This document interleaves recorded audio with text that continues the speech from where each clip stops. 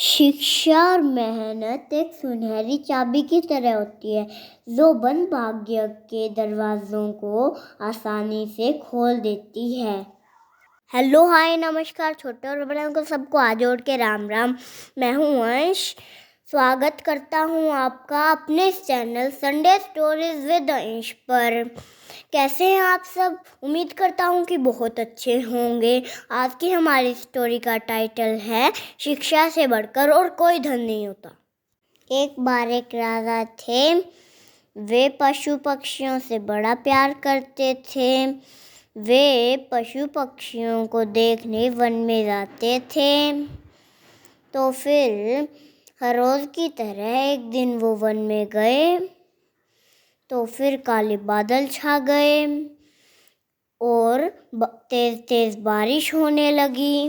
तेज बारिश होने की वजह से राजा जी कुछ देख नहीं पाए और रास्ता भटक गए। फिर किसी तरह वे जंगल के किनारे पहुंच गए।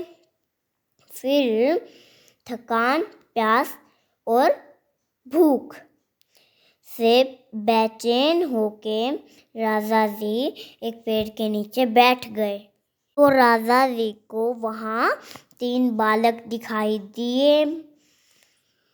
उनने प्यार से उन्हें अपने पास बुलाया। राजा जी ने कहा, क्या तुम लोग मेरी मदद कर सकते हो? बच्चे बोलते हैं, हाँ हाँ महाराज। तुम लोग मुझे खाना दे सकते हो? मुझे बहुत प्यास और भूख लगी है। तो वो बच्चे कहते हैं, यहाँ पास में ही हमारा घर है, हम अभी लाते हैं, आप थोड़ा इंतज़ार कीजिए। तो फिर ले आते हैं। तो फिर महाराजा जी कहते हैं कि तुमने मेरी भूख और प्यास मिटाई है, तो मैं तुम्हें इनाम के रूप में कुछ देना चाहता हूँ। तो फिर राजा जी कहते हैं, मांगो जो मांगना है, मैं तुम्हें वो दूंगा। तो थोड़ी देर सोच के एक बच्चा कहता है कि क्या आप मुझे एक बंगला और गाड़ी दे सकते हैं बड़ी सी? तो महाराज कहते हैं, अगर तुम्हें यही चाहिए तो दे देंगे। और फिर वो बालक खुशी के मारे झूम उठता है। दूसरा बालक कहता है, मुझे धन चाहिए, मैं बड़ा गरीब हूँ, ताकि मैं अच्छे अच्छे कपड़े पहन सकूँ, अच्छा अच्छा खाना खा सकूँ।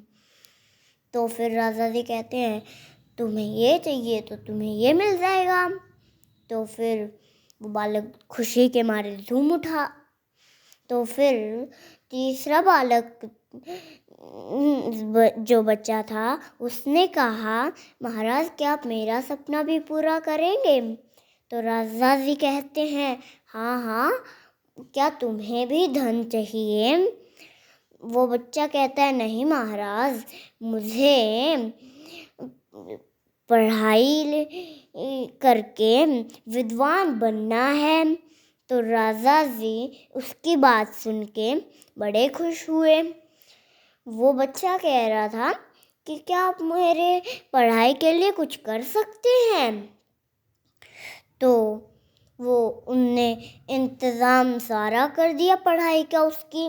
वो दिन रात लगन से पढ़ाई करता था और कक्षा में पहले नंबर पर आता था। धीरे धीरे वक्त बीतता गया और वो विद्वान बन गया। फिर राजा ने उसको अपने राज्य में मंत्री बना लिया। फिर विद्वान होने के कारण सारे उसका आदर करने लगे। फिर जो पहले नंबर पे था, जिसने गाड़ी और बड़ा बंगला मांगा था, उसका बाढ़ आने की वजह से सारा कुछ बह गया। और वो दूसरा बच्चा जिसने धन मांगा था, वो दिन रात कुछ काम नहीं करता था और धन का फिजूल खर्च करता था। इसी तरह उसका धन खत्म हो गया और उन दोनों ने सोचा कि मंत्री जी के पास जाते हैं। फिर वो मंत्री जी के पास जाते हैं और कहते हैं हमने तो इनाम लेने में बहुत बड़ी भूल कर दी। हमारा धन, बंगला, गाड़ी सब कुछ नष्ट हो गया है। अब हमारे पास कुछ भी नहीं बचा है। मित्र ने समझाते हुए कहा कि किसी के पास भी धन दौलत हमेशा नहीं रहती। धन तो आता जाता रहता है, लेकिन शिक्षा हर वक्त हमारे पास रहती है। हम धन से नहीं बल्कि शिक्षा से ही धनवान बनते हैं। दोनों बालकों को अपनी गलती पर बड़ा पछतावा हुआ, इसलिए उन्होंने तय किया कि आज से हम भी मेहनत और लगन से पढ़ाई करेंगे और अपने जीवन को सुखी बनाएंगे। इसलिए हमें भी मेहनत और लगन से पढ़ाई करनी चाहिए ताकि हम अपनी ज़िंदगी को संवार सकें। Okay, thank you. मिलते हैं नेक्स्ट संडे को।